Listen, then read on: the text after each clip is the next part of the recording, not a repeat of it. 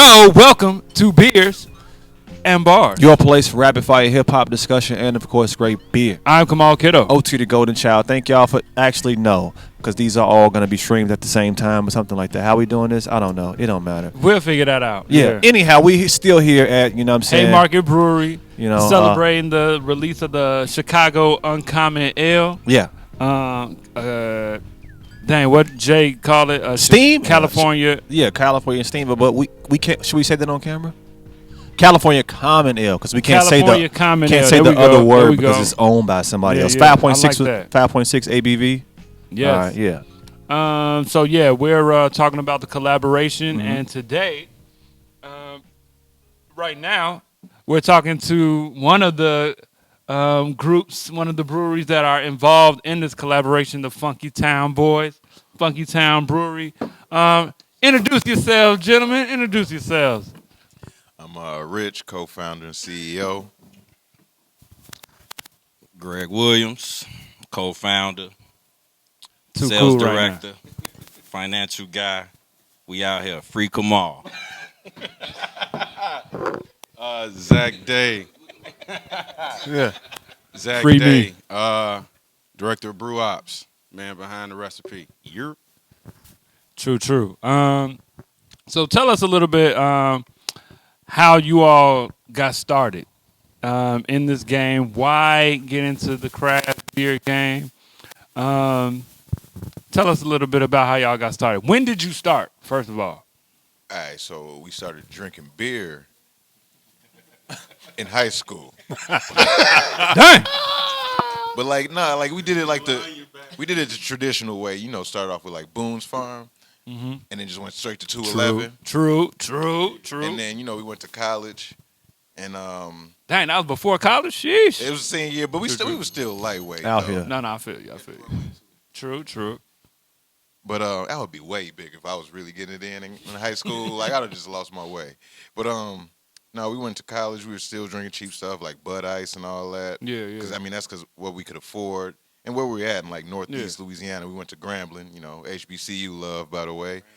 But no, we just kept drinking beer, man. And after we got out of college and got like better jobs, like we started buying like the local stuff, like the Goose Island, the Three Floyds, and all that. And then Yeah.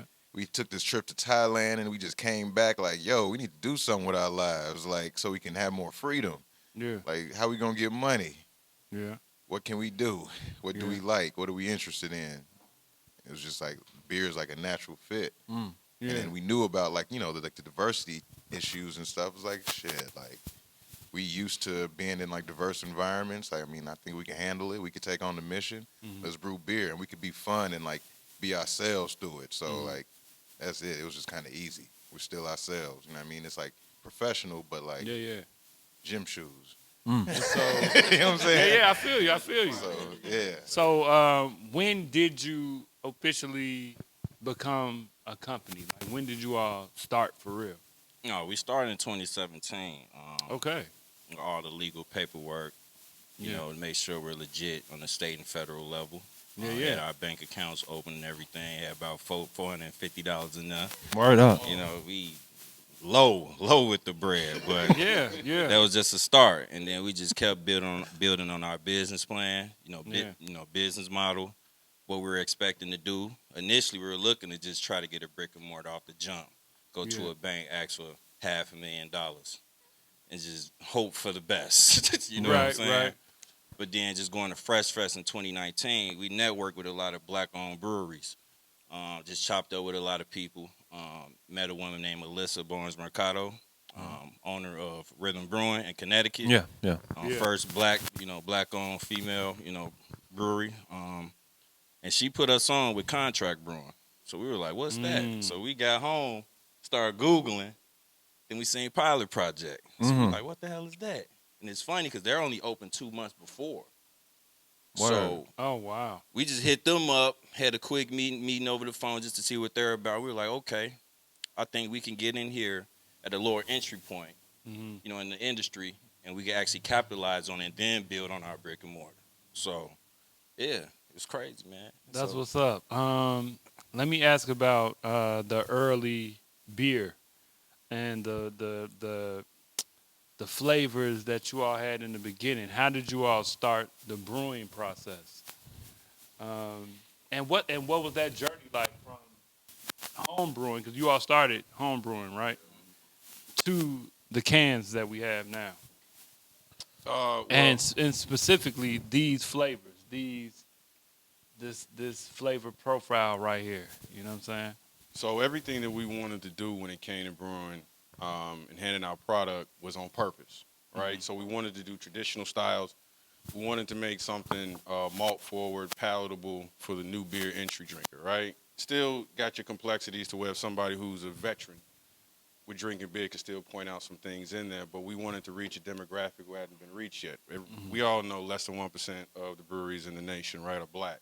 So what that says is that in certain communities, more specifically ours, black, brown, and women communities, we aren't exposed to craft beer. So how do we do that? How do we find an entry point for people like that? So we started with traditional styles, wanted to make sure that our beer is low in ABV, so you can have more than one, right? You don't want to just get somebody's tongue knocked off with right. an IPA that might be 60 IBUs or something like that. Mm-hmm. I've seen where that's turned people away from beer. So we wanted to do that on purpose. And even with the color of our beers, from the first one is our pale ale, our American pale ale. That's the lightest one that we have. Fire. And then, which one is that one? That is one in the middle right there, Hip Hop Sonar and Brew. You know what I mean? And the next one that we dropped was a Woo Wop the Bam. That was our amber ale. That had with a little darker of a hue, a little darker tint, right? Then we go to the red Irish, right? So you get a little bit more of a red hue. That's my joint right there. That's my joint. Season. That's my joint. Cuffing season. Cuffing season, right? Yeah. Shout out to Valentine's Day. True. You know what I mean? Right. It's a wrap. It's a do or die season right now, today. True. And then we wanted to do an entry-level stout, too. So we came with our oatmeal milk stout, which is our New Year Who Dis. Also good. So we wanted to make something. So we took them on a journey of color, right? Because as soon as you get to a stout, if that's your first one, sometimes what happens is that, they're drawn off by the color. And what we want to do is we want to create palettes that start from here and then can go beyond. So if you go to Cleveland or you go to LA or you go to Miami or something like that, then you already have trust with us because you've already had our product. So now you're able to go out and try different things because you haven't lost the trust as soon as you get in there. So we were really customer focused when it comes to that. We wanted to make sure that, come on, we dropped one off to you, baby. True, you know what I'm saying? Slid on you. Fire. Pull up on me. Right. So we wanted to make sure with that sampling campaign that we got the feedback from everybody, made sure that it's like, okay, yeah, we rocking with this, or we might not like this, or we like this. You know what I'm saying? Because the mission's bigger than beer for us. It's not just beer. It's about the entry point and getting people to this. So the Chicago Uncommon Ale, why'd you want to be a part of this collaboration? How did this? Why? Rich, that's your question. Go ahead. This is my question. They passed them, right? I mean, it's dope because we already see what's going on in Atlanta with all the breweries out there, and that's dope. It's just they rap scene. Everybody supports each other. They all on each other's albums and mixtapes. You know what I mean? So just seeing this, and just how fast Black Horizon was here, but how fast everybody else just kind of popped up together, and then I found out about Sam, found out about Jay, found out about Black and Brew Chicago, found out about y'all. It was just we got all the pieces here to create that whole community. We got to do this, sure. And when you create that community, it's I think it would be easier for us to support each other and all have our own legs to stand on because it's more than just one person. For sure. We all have our own connections, our own network connections that we can bring back to just kind of assist each other, and then just get it popping, Chicago style. And Chicago doesn't have the spirit of Atlanta when it comes to collaboration, so we kind of need to change that a little bit. That's true. So, that's true. Yeah. Okay. With the events and whatnot, each week there's going to also be playlists that are curated for the events and whatnot. Have you guys have a playlist that you would do at an event, or what's up with that? We do have a playlist. It's the same playlist we used when we launched Funkytown, so it's a little nostalgic. What's on it? Let's go. All right, so we got some Ohio players in there randomly. Ooh. You know what I'm saying? Right. What's the song? But it's the Ohio players. It's the Woo. Jay-Z sample. Ooh, my man said, Peebo Bryson, man. Yeah. It's got some roots on there, SWV. I mean, it's definitely some 90s stuff in there. Dina Howard and all that. You know what I'm saying? Like, All Yeah. right. it's just like a mashup of funny. our life experience. Like, you know what I'm saying? It's smooth, but sometimes it just turn it up real quick. yeah. Sometimes just throw it back to, reminiscing with your parents when, they Yeah. force you to clean some Yeah, stuff yeah, up. yeah, But, yeah, Right, yeah, yeah. yeah, but yeah. it's jamming, but yeah. Yeah, yeah. So Okay. it's kind of all of that. So you all are also curating events Yeah. too, right? Yeah. Or just one event, several events? Out of, Well, I mean, this month we have a few events here at Haymarket, but Yeah, we yeah. got a lot of events in general. Like, so this is the first major kickoff right here. Mm-hmm. We got an event Tuesday with the Silver Room, the True Good Chicago. yes. The Unifying Power of Hip Hop panel. Fillmore Green is when I'm going. I'll be there. I think Fillmore Green is on that joint. Word. It's a bunch of hip hop artists. I just saw it last night because Fillmore promoted it. Bunch of hip hop artists that are part of a panel, and their beer is going to be like they're the official sponsors. And it's at where's it at? True. It's the Simple Good spot. The Simple Good. Okay. Yeah. Okay. Yeah. Word up. Okay. Tuesday, Okay. I might be So out it's like there. three G. organizations. Yeah, it's dope getting to work with like nonprofits and stuff, and Add Two is on the list. wow. Film dot. Yeah. Yeah. You know what I'm saying? Just some artists that's like on part of the panel. So yeah. Okay. Yeah. So we got that Tuesday, and then Thursday we got Grown Folks Story, like a black storytelling night. That's with a Grown Folks Story, another Silver Room project. Yeah. What else we got coming up? The following week we got movie night at Pilot Project. What y'all watching? Bad Boys. Bad Boys 1 has one of the greatest action scenes ever. The joint one at the end, they pull around, spin around them, and they stand up. Amazing. Hard. One of the You're right, greatest you're right, action you're right, scenes ever. Continue. We had to switch that up, though. Huh? Yeah, he had the shirt open. Pause, but yeah. Go ahead, yeah. Wait, hold up, but we gotta let y'all know we switched that movie up, just to make it because we know Bad Boys is fire. Yeah. But the original movie we was gonna show was CB4.